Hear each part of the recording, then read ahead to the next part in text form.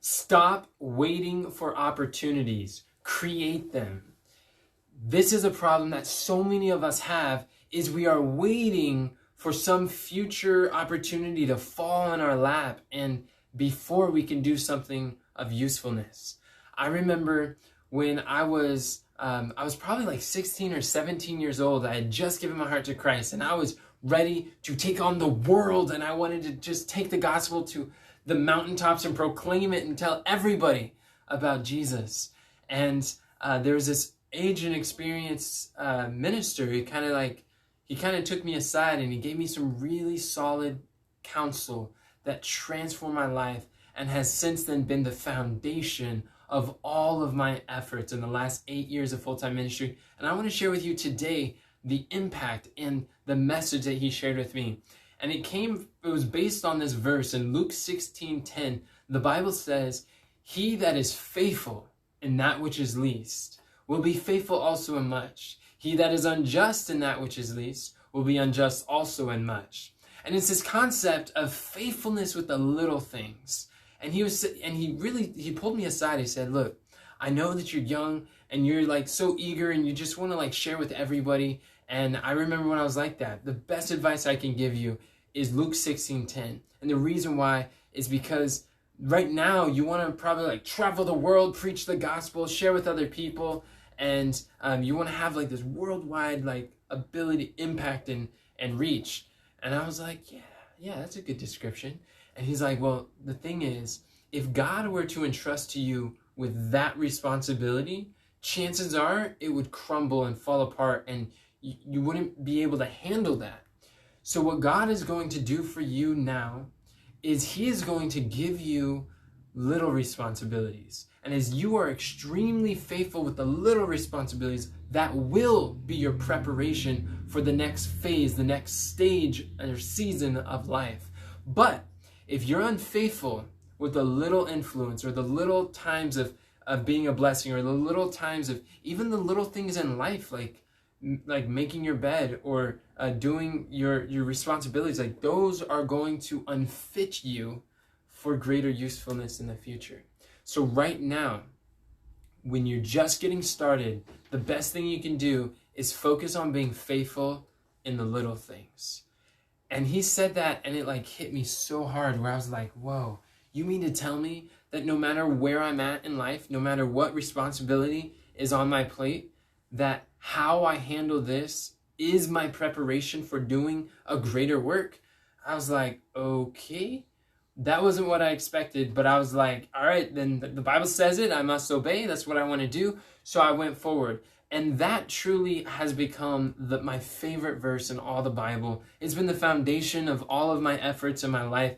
And I just want to really speak to you because I love you so much. And I know that many of you are waiting. You're waiting for some opportunity to fall on your lap and just say, hey, it's now time for service. Or you're waiting for some call to go to a mission field or ministry or to go somewhere. But many of you really, you have to start being faithful in the little responsibilities you have now. Who is your flock? Who is your sphere of influence? The book of Proverbs says, "Be thou diligent to know the state of thy flock. Look well after thy herd." You, chances are, have a small group of influence. You have a small group of friends. You have people that God has entrusted you with. And he's asking, what are you doing with the little opportunities that I have for you to testify of my love, or to share my message with those who are hurting, or to be a light in the darkness? Are you being silent in a time when you should speak? Are you speaking in a time where it would be better to reflect Christ if you were silent? Really, how are you with the little opportunities? And I want to encourage you, friends, that start now. You don't have to wait. Don't wait for, a lot of times we like to think that, oh, if only my circumstances would be different, then I would give more, I would be more, or I would make better decisions, or I would let my light shine, or I would do something that I'm not now. It's my circumstances. But friends, true gospel soldiers will never allow circumstances to shape the man, but the man of God used circumstances The man of God shapes his circumstances and looks at circumstances as his instruments to work. Jesus was speaking to Moses out of the burning bush. And when Moses was called to service, what was the question? Moses, what's in thine hands? And when you see, it was the rod. And how long was that rod in his hand? It was in his hand for a while. What was that rod a symbol of? Why did Moses have that? Because he was a shepherd. He was being faithful in that little thing. You know, when Moses thought he was going to be a deliverer, he went and he killed the Egyptian, but God wasn't trying to deliver his people through force. Moses had to unlearn 40 years of that Egyptian education, all the worldly false wisdom, and he had to learn it back in the school of Christ as being a shepherd, being faithful. You wouldn't think that 40 years taking care of silent mutes and oftentimes just wayward sheep is the right preparation for Moses to deliver millions out of Egypt, but it was. God was re-educating him. And that rod was a symbol of his background, his experience, what he already had. You don't have to wait till you have more time. What are you doing with the time that you have? You don't have to wait till you have more knowledge. What are you doing with the knowledge that you have? You don't have to wait until you have more friends or more opportunity or more whatever the case is. What are you doing with the talents that you have? This is the real question. Because if you want to be all that you can be for Christ, to truly live your calling, then it has to be, what are you doing with the talents that God has given you? The talents of education, the talents of time, the talent of communication, the talent of speech, the talent of influence, the talent of health, of strength. What are you doing with this talents? There are some talents that God has given all of us. And you don't have to look at someone else and what great talents they have and disqualify, well, because I can't play the piano like they, then I can't use my talents for Christ. Or because I can't sing like them, oh, therefore I can't sing at all. Or because I can't teach like him, because he's such a good teacher, or someone else could teach better than me, so I shouldn't share anything that I know. That's not the case at all, friends. Start where you are with what you have. Do your best and trust God with the rest. And he will make a way when you commit. The key is you don't have to wait for a door to be open to you. And a lot of times I think we get this idea that, oh, because there's like no open doors, that means that God is like closing the door, or that God isn't providing that door for us. But in reality, friends, I would submit to you is, what if God is waiting for you to be seeking for open doors or looking for doors that you could enter upon? In fact, isn't that what Jesus said in Matthew 7:7? Seek and ye shall find. Well, it starts with ask and it shall be given to you. Seek and ye shall find. Knock and the door shall be open unto you. It's not, we don't have to wait for the door to open. We have to for the doors to open. The open doors are the result of you seeking, you asking, and you knocking. There's a part for you and I to play. We are co-laborers together with God. We can't just passively, idly be dreaming about doing some wonderful work in the future in this far distant time when the circumstances are going to be so much better and more favorable, and the way is so smooth and so plain that there's no possible obstacle, while we're just sitting there doing nothing in Christ's service. You can go today with all the obstacles, with all the challenges that are faced before you. Think about Moses bringing the children out of the children of Israel. How do you think they felt when they were standing at the Red Sea and they saw that, and then the enemies and the Egyptians and the chariots and all the hosts of Pharaoh were behind their back, getting ready? It looked like everything was going to end. But again, God used what was in Moses' hand, and he parted the Red Sea. But it wasn't until they put their foot in the water that the waters parted. Friends, there's a Red Sea before you. I'm certain of it. And I want to encourage you, take that first step.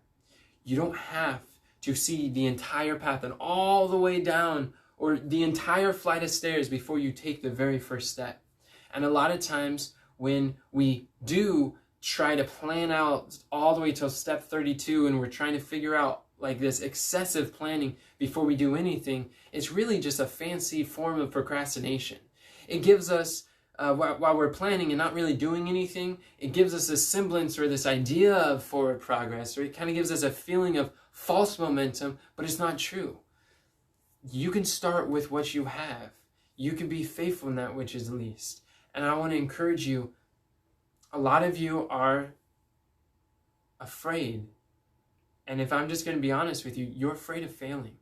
There's a lot of times where we don't want to start something because we're like, what if I'm wrong? Or what if I say the wrong thing? Or what if I make a mistake or make a fool of myself? What are other people going to look at me if I try, or if I go out and I serve Christ, or maybe I go to this ministry or mission trip, or I do something and it doesn't work out, or move out to the country and then it doesn't happen. Many of you are afraid of failing. But friends, failure is a blessing. It is not like, I am not afraid of failing, because I know that Psalms 119 verse 71 says, it is good for me that I've been afflicted, that I might learn thy statutes. When we look at failure as a lesson book, as we look at failure and ask, what can I learn from this experience? Then we turn defeat into victory. That becomes an apparent failure because it only appears that way, but it's not true failure if you learn from it and you heed it as a beacon of warning to never repeat that before. I thank God for my mistakes and my apparent failures, because now I have something to share with you. You can learn from my mistakes. I mean, there's a lot of times in my past that I have tried different things. I've tried publishing, starting an ancient publishing house, and we got different equipment. I was talking to people who are like paper connoisseurs for like 20 years, and this guy's a bookbinder. He just did binding for 13 years, and I had a mentor who was so gracious, and he owned his first printing press when he was 7 years old. I was surrounded by these people who were helping me to start this publishing house, and I was dedicated fully to it. But then the more that I got into it, the more I realized, I'm like, whoa, this is going to cost hundreds of thousands of dollars in equipment.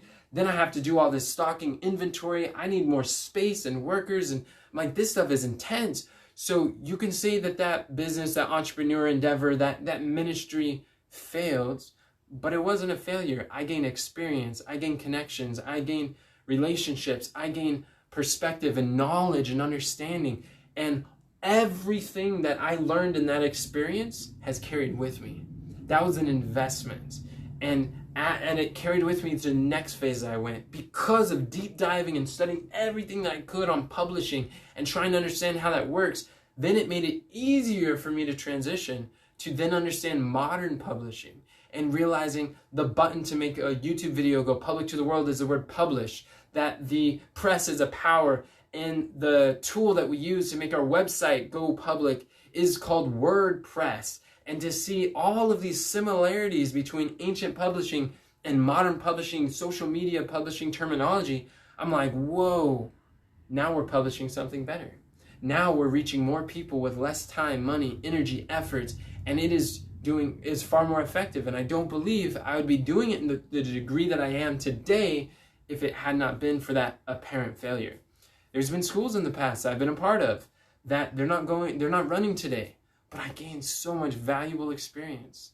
I learned the essential need to stay very close to Christ and not to separate ourselves and get so busy that we allow the urgent things to crowd out the important things of our life, like devotion, like prayer, like quality time and communion with Jesus, and these weightier matters. And it was all of these failures is where I have learned some of the most valuable lessons of my life. I'm a more direct communicator now.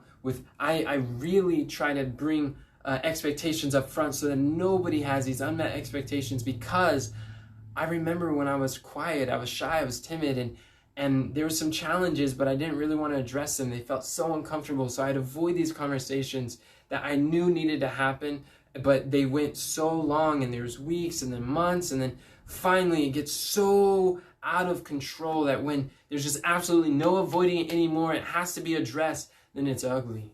Then you lose friends. You lose close friends. You start getting hurt and wounds or scars. And it's times like that where I realize, whoa, if I just had the difficult question or difficult conversation in the beginning, then I could have saved from so much more pain and suffering before. Communication is the key. The communication is always the answer. in love, in a spirit of understanding, not accusing, but of love. And maybe there's someone that you need to communicate with. Maybe you're ignoring an uncomfortable conversation or procrastinating something you know you need to handle. Address it today, friends. This is where freedom comes. This is where burdens are lifted at Calvary, when you lay the results, the outcome, the future, the consequences at the foot of the cross. You say, Lord, it's too much for me to bear. I'm going to do the right thing because it's the right thing to do. And when you make that decision, everything changes. You don't have to be afraid of failure, because Proverbs 24:16 talks about how the just man falls 7 times and riseth up again. You would think that a just man, he's probably like perfect. He's going from victory to victory. He's not making any mistakes. But that's not how it works. If you're really on the path of progress and on Christ's path to the heavenward, there's gonna be some hiccups. There's gonna be obstacles. There's gonna be stumbling blocks. You may stumble and fall, but the key is to rise back up, to rise up again. But the wicked, they fall into mischief. The difference between the just and the wicked in Proverbs 24:16 is the just, when they fall, they examine, they review, they see, hey, what did I do different? What went well? What could I learn from this? What am I grateful about this mistake? And they use mistakes as stepping stones to achieve greater and bigger things. But the wicked, they see their mistakes, their shortcomings, and their failures, and they're like, look, I already failed once. How can I trust that I would never do it again? And I'm so afraid of that failure, so they never get back up. They just fall into mischief. They get caught up in these vicious cycles. It's just a downward spiral, and they just stay down. Friends, stand up for Jesus. Do not stay down. Now is the time to stand up for Christ. He is looking for gospel soldiers who will raise their hands and say, Lord, here am I. Send me.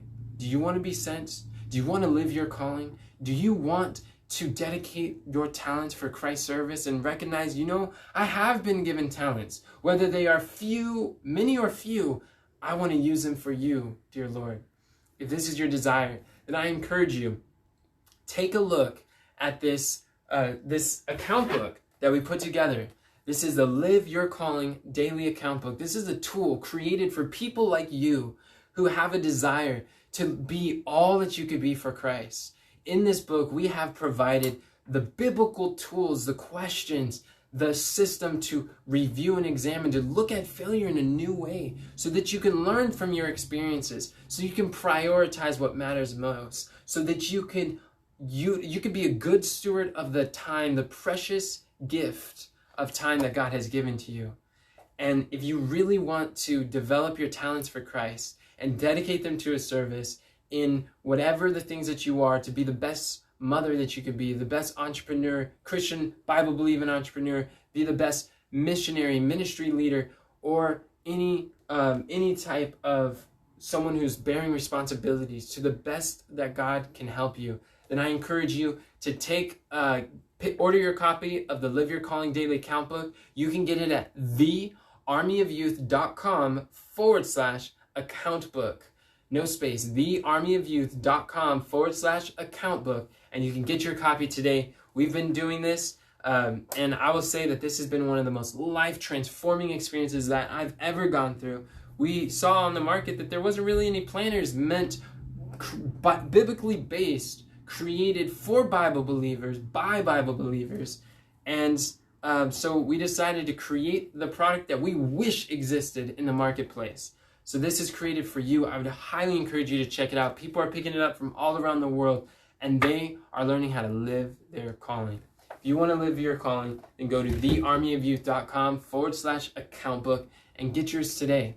So thank you so much, friends. If you like this video, hit like, comment below, tell me, what is a circumstance or an obstacle? What are you going to start right now, despite the obstacles or challenges? I would love to hear from you. What are you going to do today? Just take the first step. That's the secret. Then take the second. Don't worry about step 32. Let me know in the comments and share this video if there's someone that you know who could be benefited by this as well. And remember, friends, God doesn't call the qualified. He qualifies the called.